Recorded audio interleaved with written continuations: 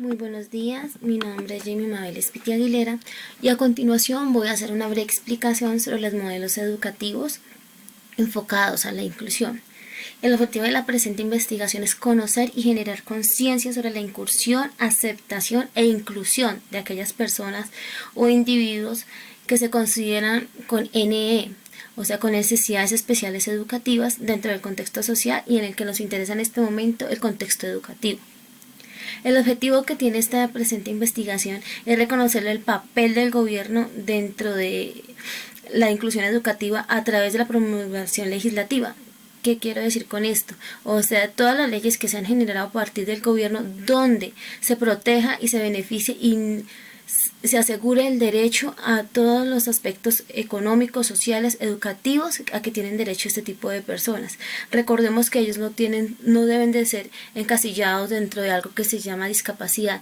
Más que todo es una limitación que tienen, pero que igual la pueden ir minimizando a través de modelos educativos de los cuales flexibles, a los cuales se debe dirigir su enfoque. A partir de esto generamos otro objetivo que sería el de nosotros como docentes en nuestro rol educativo en el cual nos estamos enfocando. Debemos permitir el acceso a diferentes currículos de manera flexible. ¿Esto qué quiere decir? Que los estudiantes pueden aprender el mismo tipo de conocimientos pero a través de distintas herramientas. Sin dejar de lado que con esto no quiero decir que se tengan que separar de los demás grupos o diferenciarlos, no, son totalmente iguales. Depende del docente, de nosotros como docentes cómo manejemos esa parte. Entonces para eso deben existir un tipo de herramientas que desde el inicio del año escolar se creen y se diseñen e igualmente se implementen cuando encontramos estudiantes con este tipo de limitaciones. Ahora enfocándose en la parte de los movimientos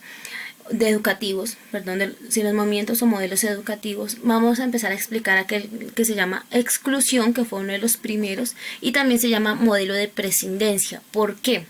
Porque en este tipo de modelos no existía la clasificación. Específicamente era o es una persona normal entre casillas o una persona enferma.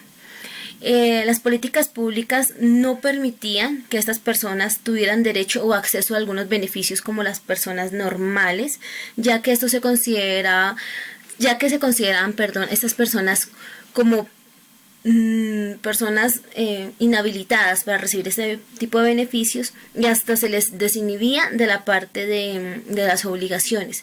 Solo si se consideraban personas de la ciudadanía pertenecientes a un grupo social, sí se les daban ciertas limitaciones, pero no eran las que propendieran como si fueran un ser humano, se les desechaba mucho. Aquí existía que las personas con discapacidad quedan por fuera de la sociedad y prevalecía la marginación, o sea, se les hacía a un lado creyendo que eran animales, como animales o seres sin derechos. Los aportes a la inclusión, creo que no hubo ningún aporte a la inclusión, puesto que se considera al individuo como un portador de una enfermedad peligrosa, o sea, de altos niveles de peligrosidad y que no tenía derecho a ningún beneficio. En cuanto a esto, el rol del gobierno era la vulneración de los derechos humanos. El gobierno era hermético a las diferencias sociales, culturales y físicas, o sea, siempre había un patrón en el que seguían. Y las personas se consideraban distintas, no poseían estos derechos como lo dije anteriormente, y siempre y cuando se consideran parte de la sociedad se les daba o se les asignaba una serie de deberes u obligaciones pues, que muchas veces no se cumplían. Las roles de las instituciones en cuanto a la parte educativa, estas personas se consideraban sin derecho a recibir este beneficio. ¿Por qué? Porque se hablaba de que era una persona impedida o discapacitada. En otras palabras, implicaba que no se consideraba un ser inferior, que no tenía el derecho a existir dentro de una cohesión social y por tanto recibir tales beneficios. Entonces se consideraba también, con base en eso, el rol docente era un modelo tradicionalista, en el que él como docente, o nosotros como docentes en ese tiempo, estábamos en total derecho a decir que no poseíamos obligación alguna de impartir conocimientos a este tipo de personas porque se hacía innecesario, ya que estas personas no captaban o no aprendían como una persona encasillada como normal. puesto que se le consideraba a esta persona una persona pecadora que estaba pagando sus culpas, ya que iba en contra de la función moral o la ideología religiosa. Todo esto se enfocaba mucho en la parte religiosa y moral, porque se decía que no se hablaba de la parte genética, sino que se decía que era un castigo o causado por ellos mismos o por sus padres. En este que también se manejaba mucho lo que era la marginación, pero también la parte de que al de ser desechables o al ser considerados personas que no poseían las características de una persona normal, tenían todas las personas normales o el gobierno o las políticas gubernamentales daban o consideraban necesario eliminar a este tipo de personas, lo que empezó con los homicidios y asesinatos de este tipo de personas porque se creía que dañaban a la sociedad. El rol del estudiante, ¿cómo era acá? El rol del estudiante se consideraba como un fenómeno y, como lo dije anteriormente, un portador de una enfermedad, y por tanto se consideraba diferente y hasta peligroso. Entonces él no tenía derecho a ninguno de los servicios. Ya más adelante, con el tiempo, esa exclusión se convirtió o se transformó en algo que se llama segregación, o también llamado el modelo tradicionalista. Este modelo está enfocado a la diversificación del estatus social o el conocimiento. Aquí el rol del docente era hacer la distinción de un grupo de individuos sobre otros, considerando que los de estatus bajo o los que no cumplían con esas condiciones o que se consideraban anormales no tenían las posibilidades de surgir como lo haría una persona en condiciones normales. Por tanto, el estudiante se le consideraba alguien de baja categoría, ya sea fuera por condición social o también por su condición física, cognitiva o sensorial. Las políticas institucionales o el rol que cumplían las instituciones era considerar la perspectiva de normalización de los sujetos con discapacidad sensorial, motora o física. ¿Qué quiero decir con esto? Que el gobierno empezó a preocuparse, o las instituciones empezaron a preocuparse por enfocar su educación o diversificar su educación hacia terapias o hacia procesos en el que se permitiera el acceso de este tipo de personas, siempre y cuando no se mezclaran con las demás o las personas normales.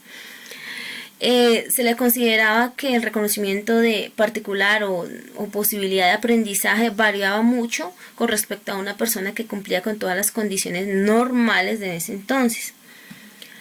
Se entendía que si hay niños que cumplen con condiciones especiales temporales, pero que se le podía normalizar a través de un proceso o situación médica.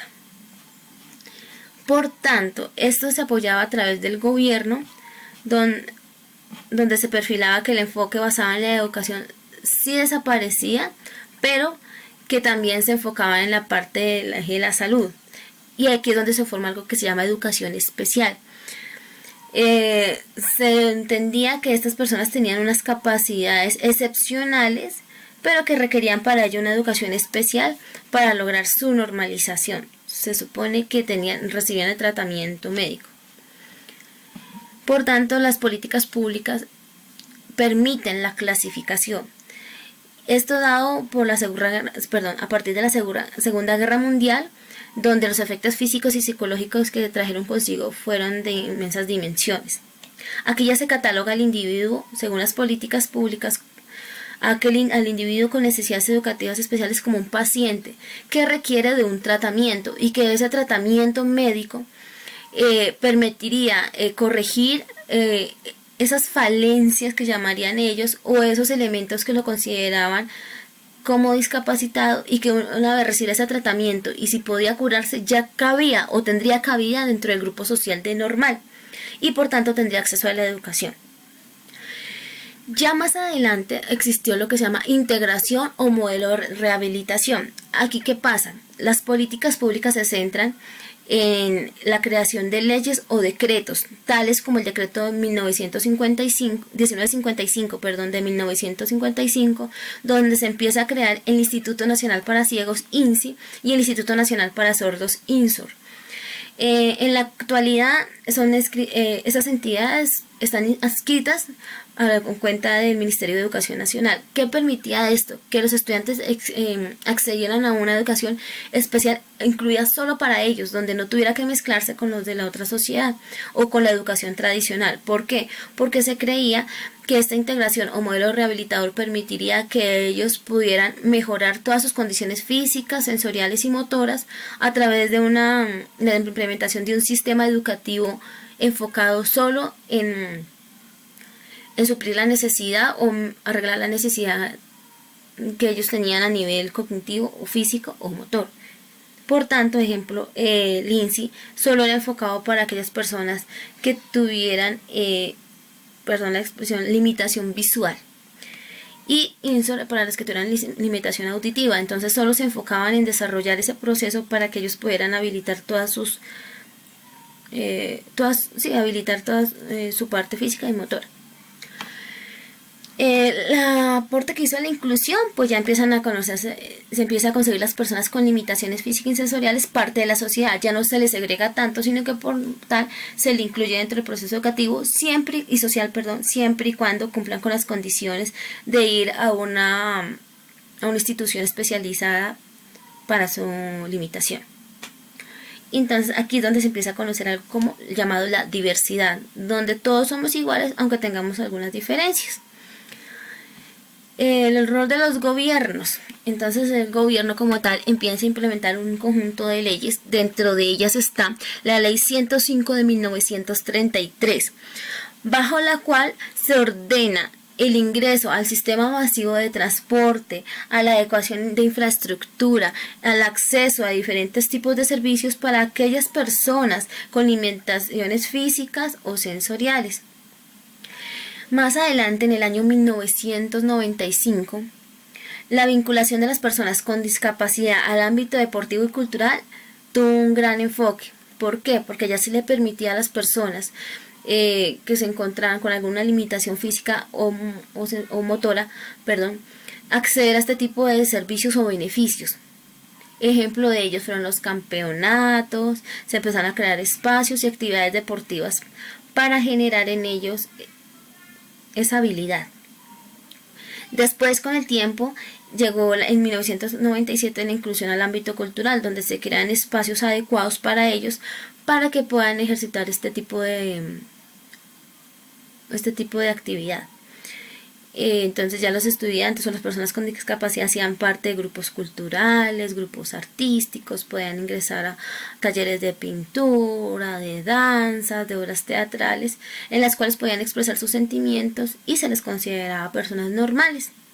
En el año 2000 se empieza a enfocar en la creación y generación de espacios, productos y dispositivos con el fin último de que estas personas pudieran acceder a los distintos sistemas de información y comunicación existentes. Entonces empezaron a crear los sistemas o aplicaciones para que las personas con diferentes tipos de limitaciones pudieran acceder a servicios como internet, servicios de computación, televisión, radio, y mejor cerrar un poco esa brecha de la diferencia entre las personas que, bendito Dios, tenemos todas las capacidades con aquellas que posiblemente no las tienen o que están en proceso de desarrollo.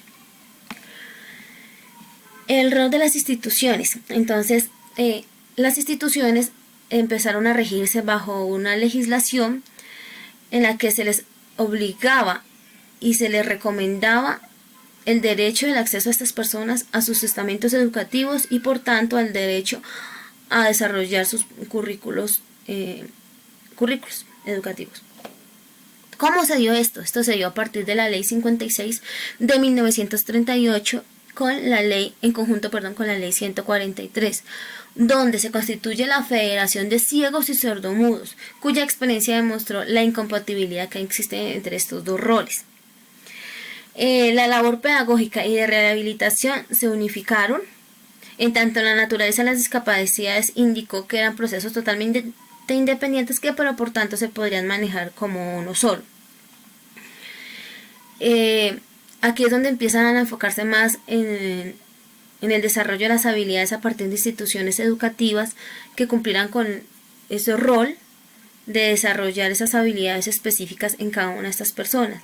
Ejemplo dado es el INSI, que ya lo habíamos mencionado anteriormente, donde las personas, aparte de recibir la integración educativa, recibían también un proceso para la incursión en el sistema laboral y sistema social. El INSOR también tenía como objetivo fundamental el promover desde el sector educativo el desarrollo de implementaciones políticas públicas para la inclusión de este tipo de personas dentro del contexto educativo general. El rol del docente. Entonces, prevalece la incapacidad por parte de los docentes para tratar estos estudiantes con este tipo de características físicas y sensoriales diversas. ¿Por qué? Porque no se contaba con las herramientas o la capacitación necesaria para nosotros, como docentes, tratar ese tipo de limitación desde una perspectiva en la que de una limitación pase a ser una habilidad. Hoy en día tampoco te das cuenta con ese tipo de servicios. ¿Por qué? Porque desde el gobierno nacional o desde las políticas públicas que se han generado no hay un ente gubernamental o un ente especializado en la capacitación, en la ejecución de los deberes, en la ejecución de este tipo de actividades, y que permitan que nosotros como docentes tengamos este tipo de capacitaciones o habilidades para poderlas desarrollar dentro del aula. Por tanto, el estudiante se le consigue como distinto todavía en este proceso y se le acepta dentro de la sociedad bajo el parámetro de eufemismo y cinismo. O sea, como la ironía de que ante la sociedad los aceptamos, pero intrínsecamente les sentimos un rechazo hacia ellos porque vemos que no tienen el mismo proceso de desarrollo cognitivo o físico que el de los demás. Entonces, ya sea bien por el miedo o el temor de pronto a equivocarnos en nuestro enfoque pedagógico y en el proceso de enseñanza y de aprendizaje hacia este tipo de personas, que de cierta manera los estamos rechazando, ya sea por nuestra ignorancia o por lo que dije anteriormente, nuestra incapacidad de habilitar o crear currículos flexibles. Ya más adelante, y lo que se conoce como inclusión o modelo social, permitía que el estudiante ya pudiera tener acceso a un currículo educativo flexible a través de la guía número 12 propuesta por el Ministerio de Educación Nacional, donde se constituye el soporte de orientaciones pedagógicas, principalmente para transformar y permitir atender a partir de las instituciones educativas o desde las instituciones educativas nacionales, ya sean de carácter privado o público, el acceso a este tipo de ayudas para atender a las necesidades o personas con limitaciones auditivas, visuales, de discapacidad motora, cognitiva o física. Entonces el rol del estudiante ya pasa de ser rechazado o concebido como distinto a convertirse en parte de la institución educativa o parte de la sociedad educativa, con habilidades excepcionales. Ya no se consideran como limitaciones, sino como habilidades excepcionales que se pueden desarrollar y dar mejores procesos y por tanto unos excelentes resultados. Es aquí donde el rol docente cambia un poco, se transforma a través de la Ley 115 del 8 de febrero de 1994, la Ley General de Educación, que es donde se dice que las personas con limitaciones o capacidades excepcionales tienen acceso a la educación y que estas limitaciones se tienen que ver como habilidades excepcionales y que ellos deben de estar integrados dentro del proceso académico y social a través de la creación de currículos flexibles, contar con el apoyo de personal especializado, y entonces el rol del docente ya pasa a ser más a nivel social que a nivel educativo como tal. O sea, nosotros como docentes ya concebimos a esa persona parte del grupo de la organización estudiantil, o del grupo estudiantil, de la comunidad estudiantil, y ya no se le segrega o no se le revela o se separa o se hace distinción con respecto a los otros. Se le considera a todos los estudiantes con igualdad de condiciones, beneficios, servicios y obligaciones como tal. Aquí es donde el rol de las instituciones viene a jugar un papel importante, donde se considera a la escuela como agente visible y tangible de convivencia entre individuos, ya que aquí es donde se considera a todos los estudiantes o pertenecientes a la comunidad estudiantil con igualdad de capacidades y condiciones. Esto se da, o ejemplo claro de esto, es la situación de la educación en Colombia cerca del 2010, donde se informa que el derecho a la educación está un poco segregado, ya que no hay posibilidad de ingresar a la escuela por parte de los estudiantes. Ya esto se da porque desde los padres de familia, los padres de familia consideran que si mi hijo tiene una limitación, de pronto va a sufrir el rechazo por parte de sus compañeros y sus docentes dentro de una institución X o Y, sea de tipo privado o sea de tipo público. En el 2006 existe la Convención sobre los Derechos de las Personas con Discapacidad. ¿De aquí de qué se habla? Se habla sobre el cambio total o la perspectiva cambio sobre la perspectiva política y social para abordar la comprensión del hecho de emplear herramientas adecuadas y ambientes de aprendizaje eficaces para este tipo de personas, reclasificándola o tomando como base los derechos humanos, donde ellos tienen derecho al acceso a todos los beneficios sociales, políticos, económicos y educativos como una persona cualquiera dentro de la sociedad. Se empieza a hablar de la inclusión educativa, de crear modelos flexibles, donde ya el valor de la sociedad es la aceptación de la otra persona con sus limitaciones, pero como persona igual. Ya el rol de los gobiernos para hacer cumplir estas políticas se da a través de la Constitución Política de Colombia de 1991, donde la educación se considera como una obligación de carácter especial, integral y de igualdad de condiciones, sin importar sin importar o sin discriminar la parte social, económica, política, religiosa o de discapacidad o limitación motora, sensorial o física. Se le debe garantizar el acceso a este tipo de bienes y servicios.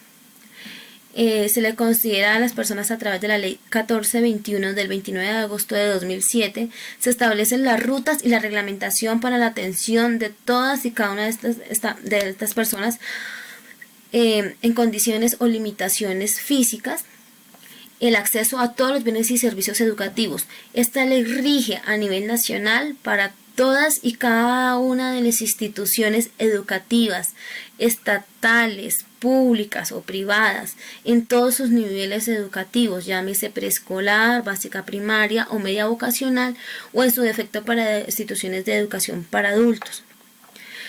¿Qué quiero decir con esto?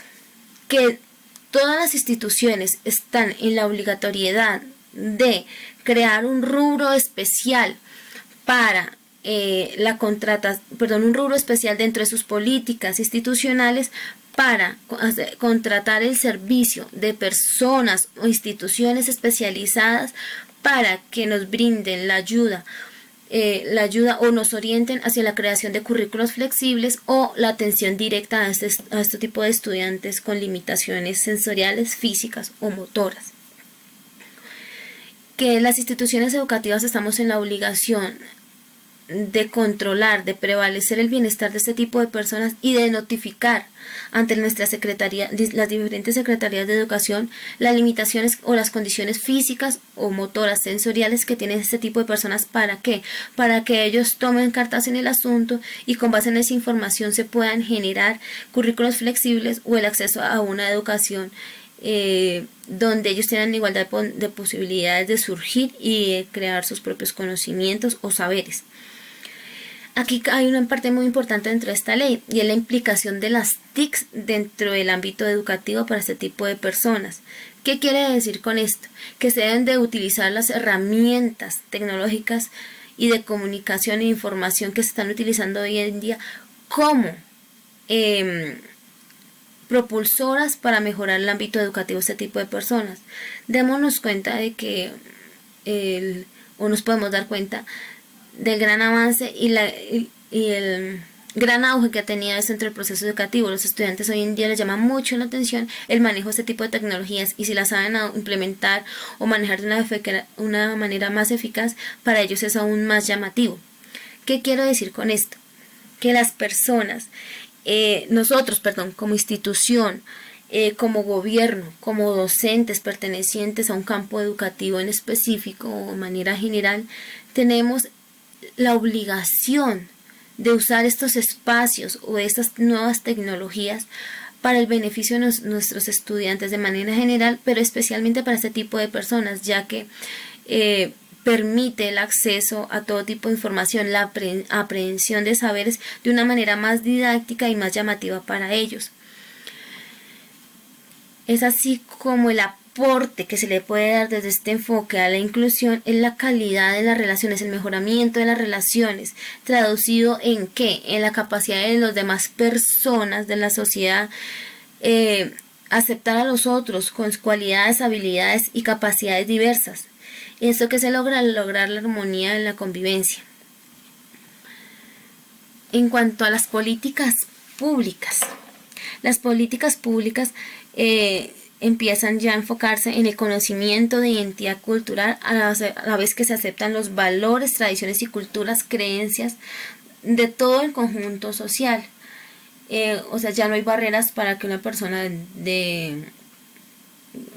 con discapacidades o de culturas distintas o de enfoque religioso distinto al nuestro no pueda acceder al mismo tipo de educación, porque eso también hace parte de la inclusión, no solo enfocarnos en la parte de limitación física, motora o sensorial, sino también en las limitaciones sociales, a nivel religioso, a nivel político, a nivel cultural que se han dado, pero que sin embargo nosotros como instituciones debemos dejar a un lado, debemos desinhibir y formar un grupo ameno, donde los valores sean los promotores para crear espacios de interacción social.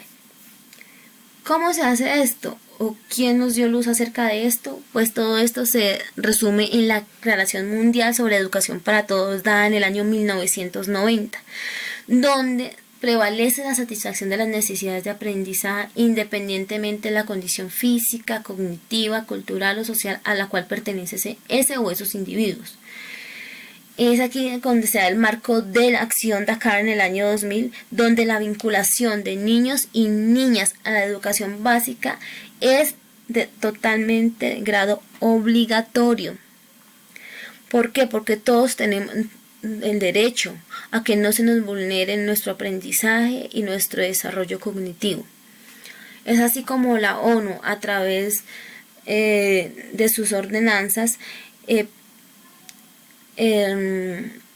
enfoca o recomienda a las distintas instituciones o distintos estados a nivel internacional el garantizar el acceso a bienes y servicios de manera igualitaria, considerándolo esto como un derecho fundamental, invulnerable para cada una de las personas que existen, independientemente de sus capacidades y habilidades. ¿Qué quiero decir con esto? Nosotros estamos enfocados a la inclusión, sí, estamos enfocados ya en este último modelo, pero siento de manera personal que nos hace falta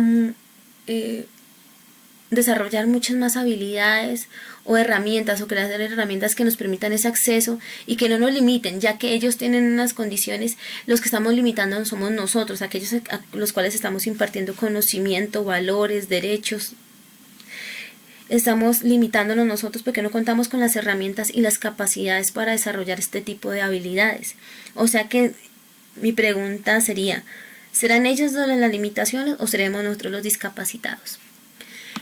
Para finalizar, en conclusión, puedo decir que a través del desarrollo de esta actividad se puede dar cuenta que todos y cada uno de los estamentos pertenecientes a la sociedad estamos en la obligación no solo moral, sino social, educativa y política de diseñar y garantizar la ejecución y creación de espacios que permitan que estas personas con este tipo de limitaciones puedan hacer parte de la sociedad y darle un valor agregado a través de sus aportes, tales como habilidades, considerando que tales como el aporte laboral, la mano de obra, todo esto podemos permitirles el acceso a este tipo de personas, sin que ello indique que no tienen sus limitaciones, pero que también pueden enfocarse entre un grupo social o un grupo cultural específico, o sea, todos tenemos los mismos derechos.